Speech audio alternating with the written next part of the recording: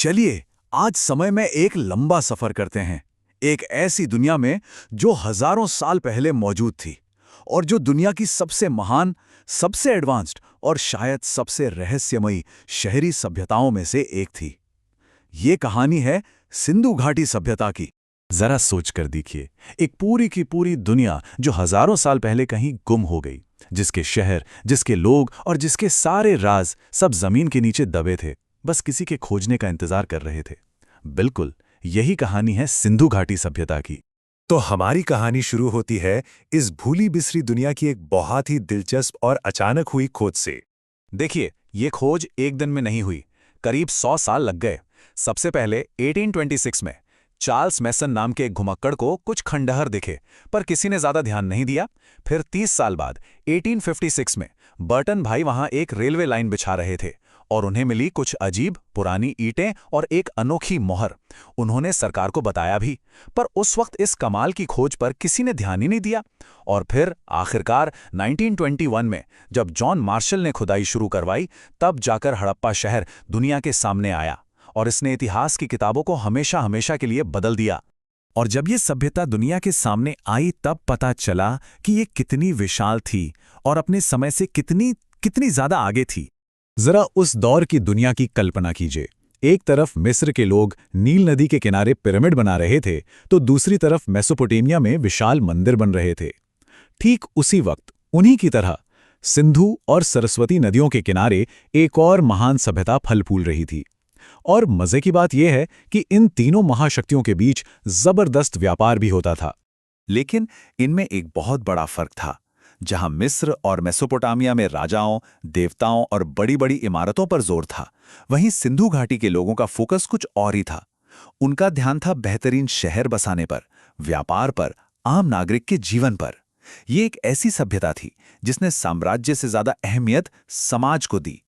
और यहीं हम उनकी असली प्रतिभा को देखते हैं, उनकी कमाल की, हैरान कर देने वाली शहरी प्लानिंग, जो उस जमाने में अपनी तरह की पहली थी।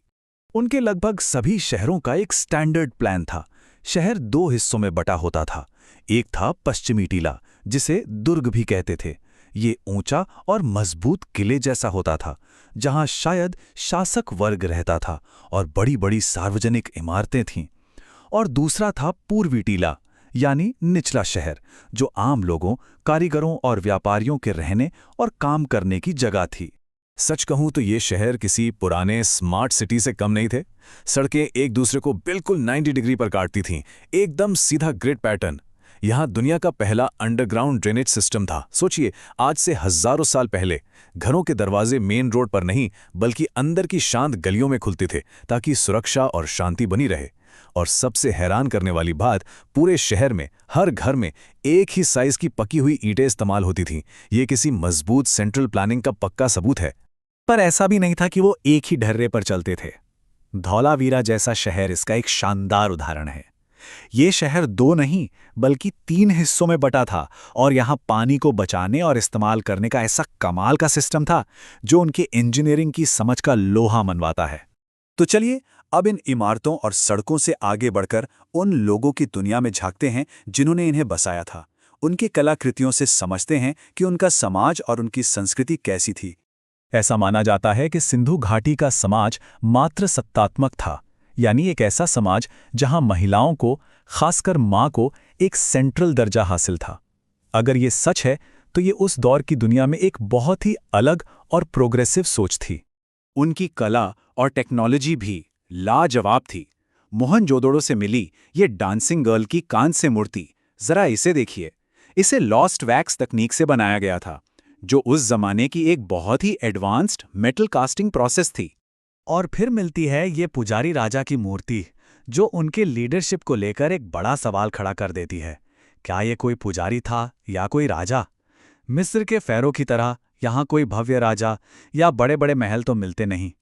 तो फिर इतने बड़े और डिसिप्लिन शहरों को चला कौन रहा था? ये एक और गहरा राज है। और फिर हैं ये मोहरें, हजारों की तादाद में मिली ये छोटी छोटी मोहरें, जो शायद व्यापार में पहचान के लिए इस्तेमाल होती थीं। इन पर यूनिकॉर्न जैसे जानवरों के चित्र हैं और साथ में है एक लिखाई, एक लिपि, जो हमें उनके सबसे बड़े रहस्य तक ले जाती है। क्योंकि इतनी सारी खोजों और चीजों के मिलने के बावजूद सच तो यह है कि सिंधु घाटी सभ्यता आज भी कई अनसुलझे सवालों से घिरी हुई है। और सबसे बड़ा रहस्य है उनकी लिखाई, उनकी लिपि। सिंधु की वो खामोश आवाज। वो लोग लिखना जानते थे, पर हम आज तक ये नहीं समझ पाए कि उन्होंने लिखा क्या है। उनके शब्द, उनकी कहानियां, उनका इतिहास, सब कुछ इन छोटे छोटे निशानों में कैद होकर समय में कहीं खो गया है। और ठीक जब हमें लगता है कि हम कुछ समझने लगे हैं, तभी एक नई खोज सब कुछ बदल देती है। हाल ही में हरियाणा की भिरड़ाना जैसी जगहों पर जो सबूत मिले हैं, वो इशारा करते हैं कि ये सभ्यता शायद हजारों साल और पुरानी हो सकती है, शायद लगभग 9000 साल पुरानी। तो आखिर में बस यही सवाल बचता है, जब सिर्फ जमीन की ऊपरी परत को खुरचने से इतना कुछ मिला है, तो सोचिए सिंधु घाटी के और कितने शहर, कितनी कहानियां और कितने गहरे राज आज भी हमारे पैरों के नीचे इस धरती में दबे हुए हैं, बस खोजे जाने का इंतजार कर रहे हैं।